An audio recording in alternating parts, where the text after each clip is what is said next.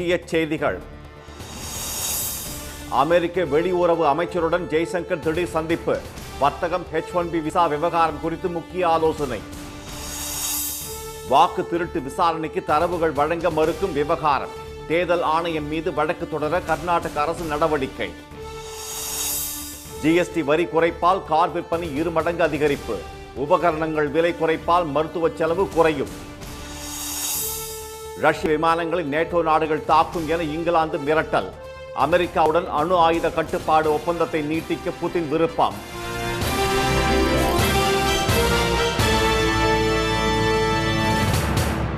வணக்கம். வணக்கம். H1B visa கட்டண உயர்வு மற்றும் இந்திய பொருட்களுக்கு 50% வரி உயர்வை அமெரிக்கா அறிவித்துள்ள சூழ்நிலையில் அந்நாட்டு வெளியுறவுத்துறை அமைச்சர் மார்க் ரூபியோவை மத்திய வெளியுறவுத்துறை அமைச்சர் திரு ஜெய்சங்கர் சந்தித்து பேசியுள்ளார். வர்த்தகம் மற்றும் ரஷ்யாவிலிருந்து கச்சா எண்ணெய் இறக்குமதி உள்ளிட்ட விவகாரங்களால் இந்தியா அமெரிக்கா இடையிலான உறவில் விரிசல் ஏற்பட்டுள்ளது.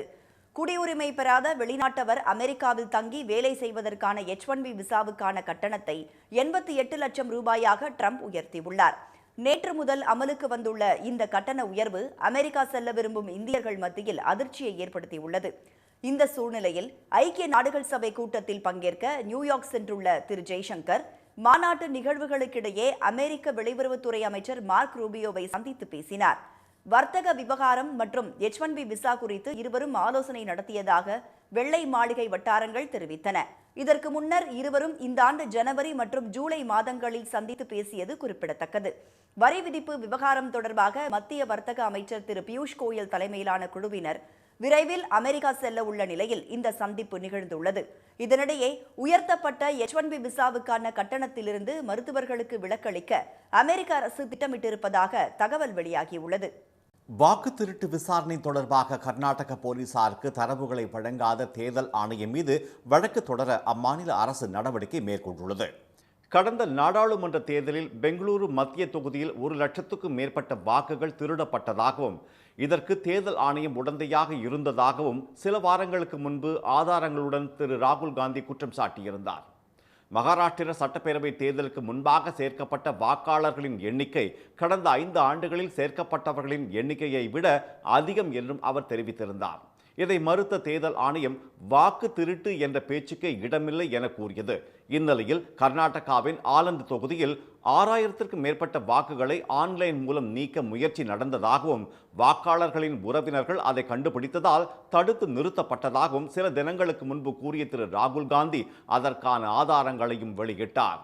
கர்நாடகாவில் உள்ள வாக்குகளை நீக்க தமிழ்நாடு, மகாராஷ்டிரா, ஆந்திராவில் இருந்து விண்ணப்பிக்கப்பட்டுள்ளதாகவும் அவர் தெரிவித்தார். நாடு முழுவதும் காங்கிரஸ் செல்வாக்குடன் உள்ள பகுதிகளில் லட்சக்கணக்கான வாக்காளர்களை ஆன்லைன் மூலம் நீக்கும் மோசடியை ஒரு கும்பல் திட்டமிட்டு செயல்படுத்துவதாக சாடிய திரு ராகுல் காந்தி தேர்தல் ஆணையம் வாக்கு திருட்டுக்கு காவல் காப்பதாகவும் கூறியிருந்தார்.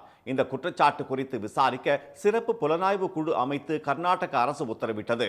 இந்த புகார் தொடர்பான விசாரணைக்காக தரவுகளை கேட்டு தேர்தல் ஆணையத்துக்கு கர்நாடக குற்ற புலனாய்வுத்துறை ஏற்கனவே 5 கடிதங்களை அனுப்பியிருந்தது. அவற்றை வழங்க ஆணையம் மறுத்துவிட்டதற்கு கண்டனம் தெரிவித்த திரு ராகுல் காந்தி கர்நாடக காவல்துறை கேட்கும் தரவுகளை தேர்தல் ஆணையம் உடனடியாக வழங்க வேண்டும் என்று வலியுறுத்தினார். இந்நிலையில் இந்த விவகாரத்தில் தேர்தல் ஆணையம் மீது வழக்கு தொடர கர்நாடக காவல்துறையினர் திட்டமிட்டிருப்பதாக மாநில அமைச்சர் திரு பிரியங்க் கார்கே தெரிவித்துள்ளார். பாஜகவுக்கு ஆதரவாக தேர்தல் ஆணையம் செயல்படுவதாக குற்றம் சாட்டியுள்ள அவர் வாக்கு திருட்டு விவகாரத்தில் நீதிமன்றத்தை நாடுவதை தவிர வேறு வழியில்லை என்று கூறியுள்ளார். ஜிஎஸ்டி வரி குறைப்பை அடுத்து கார்களின் விலை குறைந்துள்ளதால் விற்பனை 2 மடங்கு அதிகரித்துள்ளதாக விற்பனையாளர்கள் தெரிவித்துள்ளனர்.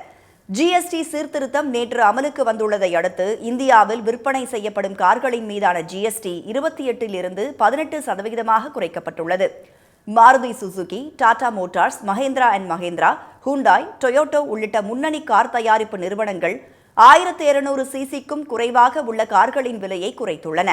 நவராத்திரியை தொடர்ந்து தீபாவளி, புத்தாண்டு என அடுத்தடுத்து பண்டிகை நாட்கள் வரவுள்ளதால் கூடுதல் சலுகைகள் அறிவிக்கப்பட்டுள்ளன. இதனால் கார்களின் விலை வெகுவாக குறைந்துள்ளதாக வாகன விற்பனையாளர்கள் தெரிவித்துள்ளனர். சென்னைக்கு அடுத்தபடியாக அதிகமாக கார்கள் விற்பனையாகும் கோவையில் கார்கள் விற்பனை 2 மடங்கு அதிகரித்துள்ளதாக அவர்கள் மகிழ்ச்சியுடன் கூறினர். என்னைக்கு அறிவிச்சாங்களோ அன்னையிலேருந்து ஒரு நிறைய என்கொயரிஸுங்க சார், புக்கிங் ஜாஸ்தி. ஸோ இன்னையிலேருந்து பார்த்தீங்கன்னா அன்றைக்கி ஸ்டார்ட் ஆகிடுச்சு. ஸோ ஒரு பெரிய தான் 2 மடங்கு ஆயிருக்குங்க சேல்ஸ். உயிர்காக்கும் மருந்துகள் உள்ளிட்ட சில மருந்துகளுக்கு வரி விலக்கு அளிக்கப்பட்டுள்ள நிலையில் பெரும்பாலான மருந்து, மாத்திரைகள், மருத்துவ உபகரணங்கள் மீதான ஜிஎஸ்டி 12லிருந்து 5% குறைக்கப்பட்டுள்ளது. இதனால் நாள்பட்ட நோய்களுக்கு மாத்திரைகள் வாங்குபவர்களுக்கான செலவு 7% மிச்சப்படுகிறது. அதேபோல எம்ஆர்ஐ ஸ்கேன், சிடி ஸ்கேன் எந்திரங்களுக்கு 5% வரி குறைக்கப்பட்டுள்ளது. அவற்றை வாங்கும் மருத்துவமனைகளுக்கு 1 கோடி ரூபாய் விலையில் 7 லட்சம் ரூபாய் குறைவதால் பொதுமக்களுக்கான ஸ்கேன் கட்டணம் குறையும் என்று மருத்துவர்கள் தெரிவித்துள்ளனர். டயபெட்டிஸ் எடுத்துக்கிடுங்க, ஹைப்பர் டென்ஷன் எடுத்துக்கங்க, ஹார்ட் மெடிசன்ஸ் எடுத்துக்கங்க, இந்தமாரி வியாதிகளுக்கு அந்த ஸ்ட்ரோக் பேஷண்ட்ஸு அவங்கெல்லாம் பார்த்திங்கன்னா மாதக்கணக்கில் வருஷக்கணக்கில் டெய்லி மருந்து மாத்திரை எடுப்பாங்க. அவங்களுடைய இதில் இந்த மருந்து மாத்திரைகள் அளவு இந்த இது குறைகிறது அவங்களுக்கு ஒரு கணிசமான ஒரு தொகையை குறையுது. சமையல் பாத்திரங்கள் மீதான வரியும் குறைக்கப்பட்டுள்ளதால் தேவையான பொருட்களை சாதாரண மக்கள் தயக்கமின்றி வாங்க முடியும் என பாத்திரக்கடை உரிமையாளர்கள் தெரிவித்துள்ளனர். கஸ்டமர் வந்தாங்கனாலே இந்த டம்ளர், இந்த சின்ன கிண்ணம்லாம் டக்கு டக்குன்னு வாங்கிட்டு இருந்தவங்க அந்த ஒரு டம்ளரே ஒரு அதிகமாக விலையில் பார்க்குறப்ப வாங்குறது கொஞ்சம் யோசிக்கிற மாதிரி ஆயிடுச்சு. அதை பயன்படுத்துறது சரி நம்ம இதை வச்சே யூஸ் பண்ணிக்கலாம், அட்ஜஸ்ட் பண்ணிக்கலாம் அப்படின்ற மாதிரி இருந்துச்சு. இப்போ இந்த விலை குறையும் போது அவங்க ஈஸியாக வாங்கிடுவாங்க பொருட்களை. வெண்ணெய், நெய், பாலாடை கட்டி மீதான ஜிஎஸ்டி 12லிருந்து 5% குறைக்கப்பட்டுள்ளது. இதனை வரவேற்றுள்ள ஊத்துக்குளி வெண்ணெய் தயாரிப்பாளர்கள் கிலோவுக்கு 50 முதல் 60 ரூபாய் வரை விலை குறைந்துள்ளதாக தெரிவித்தனர். 2017 ஜிஎஸ்டி இன்ட்ரடியூஸ் பண்ணது 12% ஜிஎஸ்டி இருந்தது. இன்னைக்கு பார்த்தீங்கன்னா அதை 5% கொண்டு வந்துருக்காங்க. ஸோ 7% மிச்சமாகுது. கடந்த நேற்று வரைக்கும் பார்த்தீங்கன்னா கிட்டத்தட்ட 950 ரூபாய் நெய் வாங்கினவங்க இன்னைக்கு திடீர்னு ஒரு 60 ரூபா 70 ரூபா கம்மி பண்ணி கிட்டத்தட்ட 900 ரூபாய் கீழே நெய் வாங்குறாங்க. இந்த வரி குறைப்பு வாடிக்கையாளர்களிடையே வரவேற்பை பெற்றிருக்கும் நிலையில் பண்டிகைக்கான தேவையும் அதிகரித்துள்ளதாக அவர்கள் கூறினர். குற்றவியல் அவதூறு சட்டத்தின் கீழ் வழக்கு தொடர்வது அளவுக்கு மீறி அதிகரித்து வருவதாக கவலை தெரிவித்துள்ள உச்ச நீதிமன்றம் அவதூறு குற்றமற்றது என்று அறிவிக்க வேண்டிய காலம் வந்துவிட்டதாக கூறியுள்ளது. தி வயர் வலைதளத்தை நிர்வகிக்கும் பத்திரிகை சுதந்திரத்திற்கான அறக்கட்டளை மற்றும் பத்திரிகையாளர் ஒருவர் தாக்கல் செய்த மனுவை விசாரிக்கும் அமர்வுக்கு தலைமை தாங்கிய நீதிபதி திரு எம் சுந்தரேஷ் பொது நலனுக்கு உதவாத வகையில் ஒரு தனிப்பட்ட நபர் எந்த ஒரு நபரையும் அவதூறு செய்வதை ஒரு குற்றமாக கருத முடியுமா என்று வினவினார்.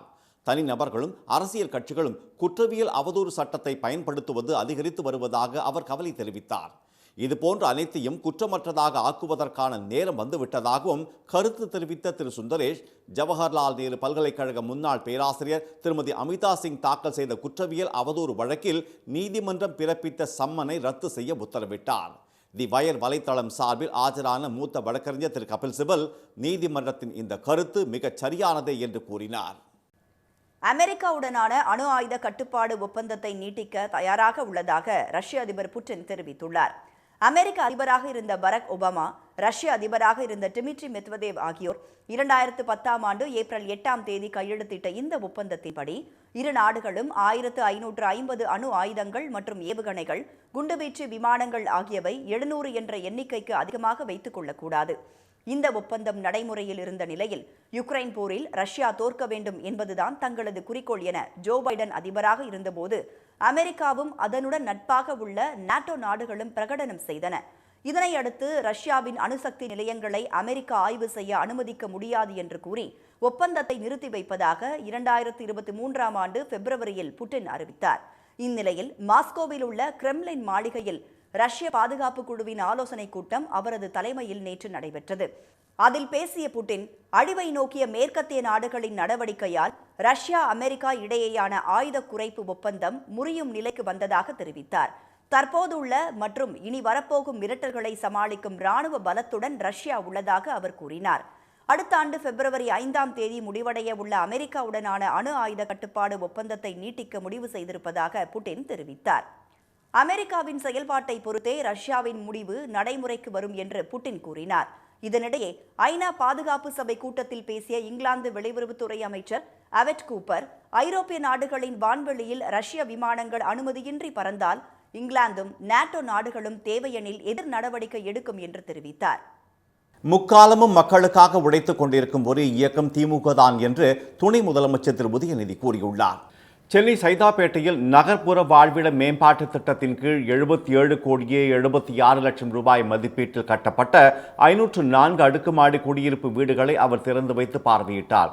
தொடர்ந்து குடியிருப்பு ஒதுக்கீட்டுக்கான ஆவணங்களை பயனாளிகளிடம் திரு உதயநிதி வழங்கினார். விழாவில் பேசிய அவர், இந்தியாவிலேயே முதல் முறையாக குடிசை மாற்று வாரியத்தை உருவாக்கி பயனாளிகளுக்கு கான்கிரீட் வீடு கட்டி கொடுக்கும் திட்டத்தை கொண்டு வந்தவர் கலைஞர்தான் என்று தெரிவித்தார்.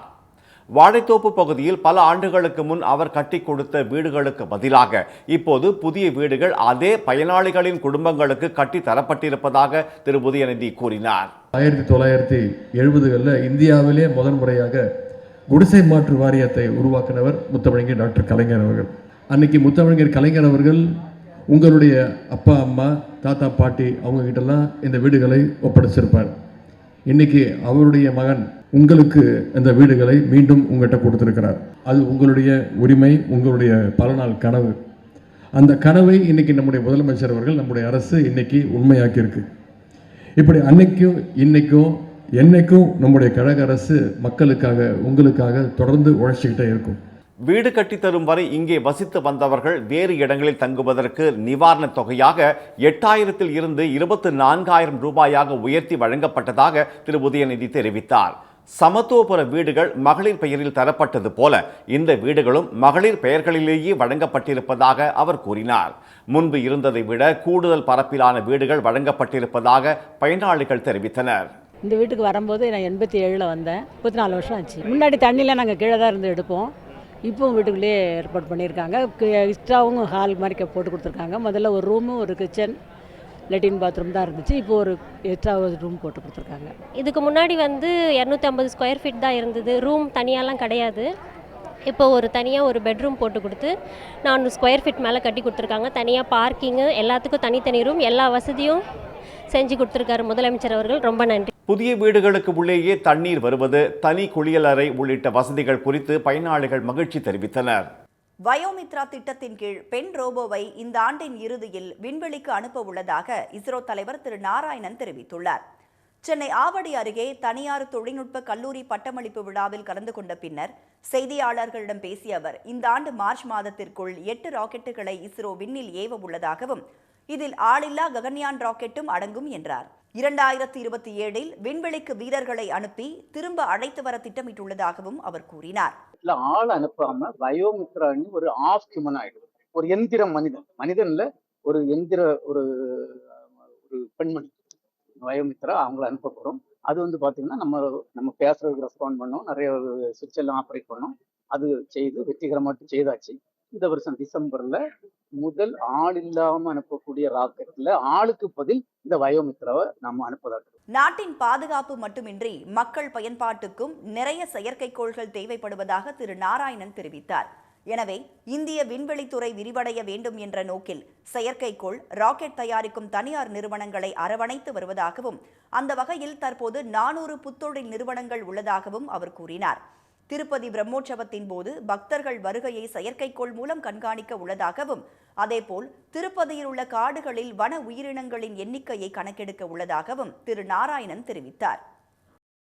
அதிமுகவை அழித்து விடலாம் என்று எம்ஜிஆர் நினைத்ததாக முன்னாள் அமைச்சர் திண்டுக்கல் திரு சீனிவாசன் பேசியதால் அக்கட்சியினர் அதிர்ச்சி அடைந்தனர். திண்டுக்கல் நாகல் நகரில் அறிஞர் அண்ணாவின் 117வது பிறந்த நாளை முன்னிட்டு அதிமுக சார்பில் பொதுக்கூட்டம் நடைபெற்றது. அதில் கலந்து கொண்டு பேசிய திரு சீனிவாசன், அதிமுகவை என்ன வேண்டுமானாலும் செய்யலாம் என எம்ஜிஆர் நினைத்ததாக கூறினார். புரட்சி தலைவர் எம்ஜிஆர் கண்ட அண்ணா திமுக கழகத்தை ஆட்டவோ அசைக்கவோ முடியாது என்பதற்கு இந்த நிகழ்ச்சி ஒரு காரணமாகும். அந்த அமைதி யார் அவரு இந்த சூழ்நிலையிலே நாம் தெரிந்து கொள்ள வேண்டியது, நம்முடைய கட்சியை அழித்து விடலாம், என்னென்னமோ செய்து விடலாம் என்று சொல்லி புரட்சி தலைவர் நினைத்ததை போல இந்த கட்சியை ஆட்டி விடலாம், அசைத்து விடலாம் என்று நினைத்துக் கொண்டிருக்கிறார்கள். அவரது இந்த பேச்சு கூட்டத்தில் இருந்தவர்களை அதிர்ச்சிக்கு உள்ளாக்கியது. கூட்டத்துக்கு கூடுகிறவர்கள் எல்லோரும் ஆதரவாக வாக்களிக்க மாட்டார்கள் என்று மக்கள் நீதி மய்ய தலைவர் திரு கமலஹாசன் கூறியது அருமையான கருத்து என்று திரு சீனிவாசன் கூறினார். தமிழகம் முழுவதும் உள்ள மருத்துவக் கல்லூரிகளில் நடப்பு கல்வியாண்டில் MBBS படிப்புகளில் சேர்ந்த முதலாம் ஆண்டு மாணவர்களுக்கான வகுப்புகள் நேற்று முதல் தொடங்கின. சேலம் அரசு மோகன் குமாரமங்கலம் மருத்துவக் கல்லூரியில் நடைபெற்ற தொடக்க விழாவில் கல்லூரிக்குள் காலடி எடுத்து வைத்துள்ள முதலாம் ஆண்டு மருத்துவ மாணவர்களை மருத்துவக் கல்லூரியின் துணை முதல்வர் திருமதி செந்தில்குமாரியும் பேராசிரியர்களும் வரவேற்றனர். மூத்த மாணவர்கள் பூங்கொத்து மற்றும் இனிப்புகள் வழங்கினர். மூத்த மருத்துவ மாணவர்களின் அன்பான உபசரிப்பால் முதல் நாளில் கல்லூரிக்குள் நுழையும் போது இருந்த பதற்றம் மறைந்து விட்டதாக முதலாம் ஆண்டு மாணவர்கள் தெரிவித்தனர். ரொம்ப ஹாப்பியாக வந்து வெல்கம் பண்ணாங்க. ரொம்பவே நல்லா இருந்துச்சு. ஃபேக்கல்ட்டிஸுமே எல்லாமே வந்து கிறிஸ்டல் கிளியராக எல்லாமே எக்ஸ்பிளைன் பண்ணாங்க. ஆன்டி ராகிங் கமிட்டி வந்து 24/7 எப்பயுமே வந்து ஆக்டிவாக தான் இருக்கும். ஸோ இன்கேஸ் ஏதாச்சும் நடந்தாலும் நீங்கள் வந்து இன்ஃபார்ம் பண்ணலாம் அப்படின்னு சொல்லியிருக்காங்க. தொடக்க விழாவை அடுத்து சேலம் மருத்துவக் கல்லூரியின் டீன் திருமதி தேவி மீனாள் தலைமையில் முதலாம் ஆண்டு மாணவர்கள் வெள்ளை நிற கோட் அணிந்தபடி உறுதிமொழி எடுத்துக் கொண்டனர். எம்பிபிஎஸ் படிப்பில் உள்ள பாடத்திட்ட நடைமுறைகள் குறித்து இன்று முதல் வரும் 9ஆம் தேதி வரை மாணவர்களுக்கு விரிவாக எடுத்துரைக்கப்பட உள்ளது. நாடு முழுவதும் நவராத்திரி விழா கோலாகலமாக கொண்டாடப்படும் நிலையில் கோவையில் கடவுளர் வேடத்தில் குழந்தைகள் அணிவகுத்தது கண்கொள்ளா காட்சியாக அமைந்தது. இந்த ஆண்டு நேற்று தொடங்கிய நவராத்திரி விழா வரும் 2ஆம் தேதி விஜயதசமியுடன் நிறைவடைகிறது. கோயில்களிலும் வீடுகளிலும் கொலு வைத்து தினமும் பூஜைகளுடன் இந்த விழா கொண்டாடப்படுகிறது. நவராத்திரியையொட்டி கோவை புதூர் மழலையர் பள்ளியில் 100க்கும் மேற்பட்ட குழந்தைகள் கொலு அலங்கார பூஜையில் பஞ்ச பாண்டவர்கள், பழனி முருகன், மதுரை மீனாட்சி, கருமாரியம்மன், சிவன், பார்வதி, விஷ்ணு, ராமர் உள்ளிட்ட வேடங்களை இட்டு கலந்து கொண்டனர். நம்ம பாரம்பரியத்தை வந்து தெரிஞ்சுக்கணும் அப்படிங்கிற நோக்கத்தோடு தான் நம்ம பண்ணிகிட்ருக்கோம். இங்கே நம்ம கீழே ஆக்டிவிட்டி ரூமில் வந்து கொலு வச்சுருக்கோம். அந்த கொலுவோட மாதிரியே வந்துட்டு நம்ம ஸ்டெப்ஸில் எப்படி நம்ம வச்சுருக்கோமோ எல்லா சாமியும் அதே மாதிரி வந்து குழந்தைகளை வந்து நம்ம ரெடி பண்ணி அவங்கள நிறுத்தி குட்டீஸ் கொலு அப்படின்னு சொல்லிட்டு அந்த கான்செப்டில் வந்து நம்ம செலிப்ரேட் பண்ணுறோம். திருவண்ணாமலையில் உள்ள ஒரு நகைக்கடையில் 4 கிராம் முதல் 5 கிலோ எடை வரையுள்ள ஆயிரக்கணக்கான வெள்ளி பொருட்களால் நவராத்திரி கொலு வைக்கப்பட்டுள்ளது. கைப்பை, அன்றாடம் பயன்படுத்தும் பொருட்களின் வடிவங்களில் வெள்ளி பொம்மைகள் இதில் இடம்பெற்றுள்ளன. போக்குவரத்து விதிமுறைகளை பின்பற்றுவதை வலியுறுத்தும் வகையில் கொலு வடிவமைக்கப்பட்டு இருந்ததையும் பார்வையாளர்கள் ரசித்தனர். வங்கக்கடலில் நாளை மறுநாள் குறைந்த காற்றழுத்த பகுதி உருவாக வாய்ப்புள்ளதாக சென்னை வானிலை மையம் தெரிவித்துள்ளது. செங்கல்பட்டு மாவட்டத்தின் ஒரு சில இடங்களில் மழை பெய்யக்கூடும் என்று வானிலை மையம் தெரிவித்திருந்த நிலையில் திருக்கழுக்குன்றம், கல்பாக்கம் உள்ளிட்ட பகுதிகளில் இரவில் இடியுடன் கனமழை பெய்தது.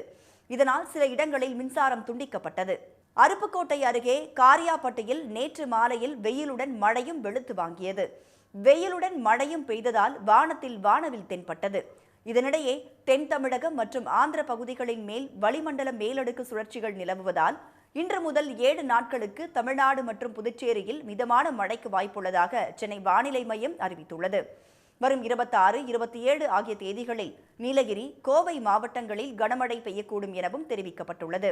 இந்நிலையில் வரும் 25ஆம் தேதி மத்திய வங்கக்கடல் பகுதியில் குறைந்த காற்றழுத்த பகுதி உருவாக வாய்ப்புள்ளதாகவும் அது அடுத்த 24 மணி நேரத்தில் தாழ்வு மண்டலமாக வலுப்பெற்று வரும் 27ஆம் தேதி ஒடிசா மற்றும் ஆந்திர கடலோர பகுதிகளில் கரையை கடக்கக்கூடும் என்றும் வானிலை மையம் கூறியுள்ளது. மீண்டும் முக்கிய செய்திகள். H1B விசா கட்டண உயர்வு மற்றும் இந்திய பொருட்களுக்கு 50% வரி உயர்வை அமெரிக்கா அறிவித்துள்ள சூழ்நிலையில் அந்நாட்டு வெளியுறவுத்துறை அமைச்சர் மார்க் ரூபியோவை வெளியுறவுத்துறை அமைச்சர் ஜெய்சங்கர் சந்தித்து பேசியுள்ளார். வாக்கு திருட்டு விசாரணை தொடர்பாக கர்நாடக போலீசாருக்கு தரவுகளை வழங்காத தேர்தல் ஆணையம் மீது வழக்கு தொடர அம்மாநில அரசு நடவடிக்கை மேற்கொண்டுள்ளது. ஜிஎஸ்டி வரி குறைப்பை அடுத்து கார்களின் விலை குறைந்துள்ளதால் விற்பனை 2 மடங்கு அதிகரித்துள்ளதாக விற்பனையாளர்கள் தெரிவித்துள்ளனர். இத்துடன் இந்த செய்திகள் நிறைவடைந்தன. மீண்டும் சன் டிவியில் செய்திகள் மாலை 6 மணிக்கு. செய்திகளை உடனுக்குடன் தெரிந்து கொள்ள QR கோடை ஸ்கேன் செய்து சன் நியூஸ் வாட்ஸ்அப் சேனலில் இணைந்திருங்கள். வணக்கம். வணக்கம்.